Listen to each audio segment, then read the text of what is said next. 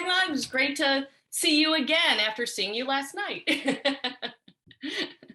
Wow, what a spread you have there. That is beautiful. That really outdoes my girls' wine nights. I'll tell you, we usually get the cheese, but Thank you. Honestly, it's not that hard. And I whipped both these recipes up. Like this pasta literally takes 15 minutes. I mean, the longest time is waiting for the pasta water to boil, but it's so easy. And the boursin is so creamy and it's crumbly and it melts easily into a recipe, and it's great to have in your fridge.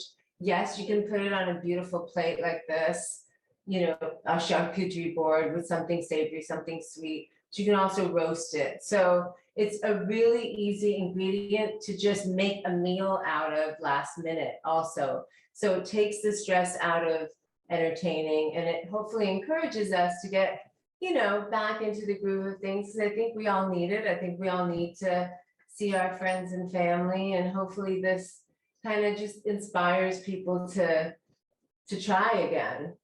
yeah. What kind of suggestions? Because you have such a welcoming way about you, and you put people at ease right away. What kind of tips would you give to hosts that would kind of, make their friends and family feel a little bit more at ease, especially as we all learn how to be social again? Well, my biggest tip is when you're deciding what to serve for food, make sure that at least 70% of what your food is made ahead. Mm. Don't choose different dishes that have to all be finished at the last minute. Do like a room temperature rice pilaf. Do something also that you can stretch and you make it, and it might even get better sitting around for an hour or two. That way you can get most of what you need to get done. You can go have a shower, put on your makeup, maybe even have first glass of wine while you're lighting the candles. And then when your guests come, they can help you finish stuff or dress the salad. So you're relaxed. That's my biggest evergreen tip, honestly. If you're relaxed and you feel like most of the work is done, you'll be relaxed, then your guests will be relaxed. It's, I can give you 100 recipes with boursin, and if you go, to their website, you'll get these too, which are really easy. But the truth is, like, it doesn't matter what food you serve. It matters that we want to connect with our loved ones. And if this makes it easier to do that, then hey, great. Yeah, that makes sense. That makes sense. And I know you've been entertaining and you've been such a big part of, Top Chef. Is there any like kind of hacks you've learned along the way that maybe you like to use before a dinner party that you picked up on the show? I don't know about hacks on the show, because honestly, the show isn't about hacks. Yeah. My own life. Well, just because we judge them on how fresh stuff is, not. Yeah. But like, a lot of things can be made ahead of time and just done on the weekends. Like that's a hack for a home cook. That is the chef version translated, because that's what a chef does, right? They have their mise en place. They have everything chopped and ready to go so that they're relaxed. That's what I tell everyone when they say, how can I make cooking less daunting? And I say, well, just get all your ingredients first before you turn on the stove. Read through the recipe if it's a recipe or whatever. But that you can do. You can roast your onions. You can, make little sauces and just put them in your fridge. Like you would grab the boursin and make a sauce, you could also then take that sauce and keep that in your fridge. That makes sense. Do you have a go-to app that you like to serve all the time? And an appetizer. I thought you meant, do I go to an app? Sorry. Oh, yeah. Yeah, what app do you go to? No, I don't go to any app. I'm sorry. Okay. My appetizer, this is the appetizer I really like, because especially now as we get into summer and even early fall, figs are beautiful. And you could do this with pears. You could also do this with plums. You're basically just brushing the fruit that you've cut in half with some balsamic. You're spooning some boursin. You're baking it for 20 minutes at 400. You can also crisp up some prosciutto if you want, 10 minutes in to crumble on top. And then you just put that on top of greens, or you can serve it without greens as, a past appetizer. You can make sheet trays of them.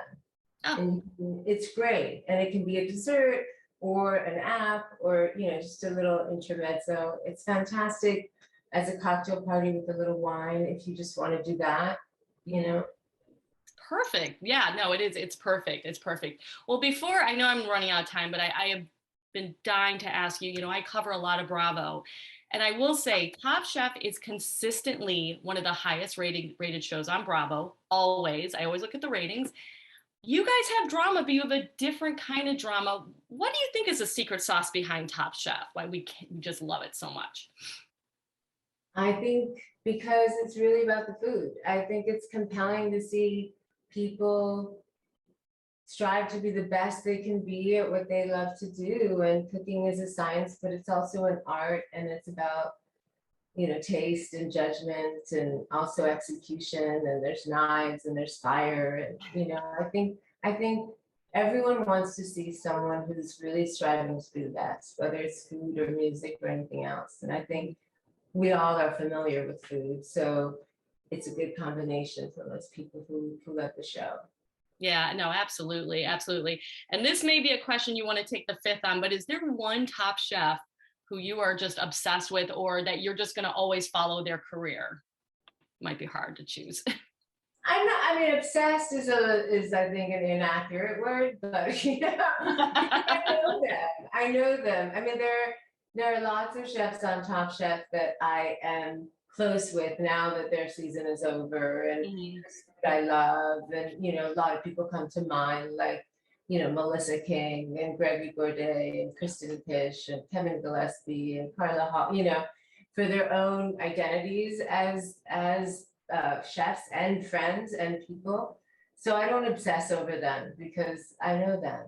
Yeah, yeah, but you'll always follow their careers and where they are in the culinary world. And yeah, I don't have to follow it. They're close to me. We are, Top Chef family is, some of us, as we can do, remain friends. Yeah, no, fantastic. Also, I have to ask you too about a crossover. I've talked to a few below deck chefs who have been dying to do a crossover with Top Chef. Do you have any thoughts about something like that? We did do an episode. Yeah. With Below Deck, right? Yeah, you did. You had the captains on. I think it was Lee and Sandy, but no chefs yet. So. Yeah, I think so. I mean, those things aren't up to me, but it is very hard to shoot on a boat. I will say that. Yeah. There's a lot of us on Top Chef, but Top Chef at Sea, we've done that too, but it would be fun. Yeah, because I think that I had talked to somebody, one of the producers from Top Chef, who thought it'd be neat to have them against the top chefs from the show and have them pit against each other. That might be interesting. So. Oh. Yeah. Who knows? But now, where can we find like recipes and any kind of upcoming news about, what you have going on here? Here you can just go to boursin.com. Okay. I think /maison, right? Yeah. Okay. And so there'll be links and more information on different ways you can use the cheeses, and you'll have recipes and other tips, and hopefully it'll just be a jumping off point. And this is a great dish. This is really easy on a weeknight. You could do this, and you could put up dinner. It's so yummy and creamy. It's like a cacio e pepe. And you remember that old school, like 80s? I remember the 80s very well. 80s, like Alfredo, like like an American, right? So it's like it's cacio e pepe and fettuccine Alfredo have baby, and you just threw peas in it because you want to be healthy. But it's so delicious and so easy to whip up that go on the website. You'll see when you go, when you go on there, you'll see. What kind of pasta is that? Is that like a fettuccine or? No, this is just spaghetti, dried spaghetti. Okay. Yeah, no, it looks spaghetti. It looks incredible. Yeah, now I'm hungry. So. It's delicious. Yeah, well, this looks fantastic, and I'm definitely going to make that, and that looks really good too. So I appreciate your time today. Thank you so much, and we can't wait to start cooking.